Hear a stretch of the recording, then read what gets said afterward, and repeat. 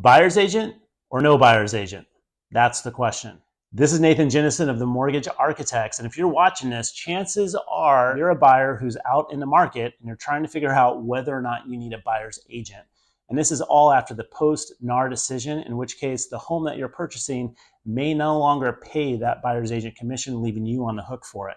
That's causing a lot of fear and anxiety and making people wonder whether or not a buyer's agent is really worth it in the end.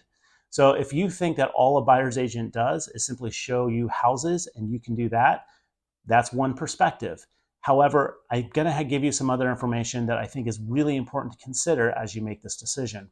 One, having somebody that is paid to be looking out for your best interest, that's huge. So think about it this way. You wouldn't represent yourself in court, right? Of course not. And so when you're making a purchase that's hundreds of thousands of dollars that has signed contracts that could very well land you in court, wouldn't it make sense to have that person who can best look out for you in that process, to have them be paid in the midst of that? I think so. Also, negotiation skills. A skilled real estate agent is going to be worth their weight in gold in this area. If you have a house that you simply don't want to lose, they're going to help you come in at that perfect price to be able to actually land that contract even against competition. Or maybe they're helping you get a best purchase price possible on a home that's really offering, it's kind of a hidden opportunity. That is worth a lot of money. How about negotiating terms that are in your interest, in your favor? That's huge. Or negotiating seller concessions, also huge. So also a quick misnomer, you cannot use seller concessions to pay for the buyer's agent commission, at least not yet. But don't fear, we have a commission gap strategy that we've got here on the right-hand side. If you're looking at this on your computer, or if you're on your phone, keep scrolling down, take a look at it. We have some strategies to keep you covered. Also, think about it this way. It's important to have somebody that's involved in this deal that's not emotionally tied to it. It's so easy to walk into a house, fall in love with it, imagine yourself there for the rest of your life, and easily overlook the thing that's going to drive you crazy after you buy it and move in. For instance, you might overlook mold. Now, a buyer's agent's looking at it and going, hey, I know that you love this, but by the way, this is going to turn into a nightmare. Let's avoid it. That's one of the things that they do. Again, worth gold. All right, expert knowledge. So it's really easy to not know what you don't know until it's too late. We've had situations where people have purchased homes thinking they were in one school district only to find out that they were in another. You don't want to be in that situation. It's a very costly mistake. And so a good buyer's agent is going to know the neighborhoods. They're going to know the locations that are best going to deliver on your priorities and the quality of life that you want. That's massive.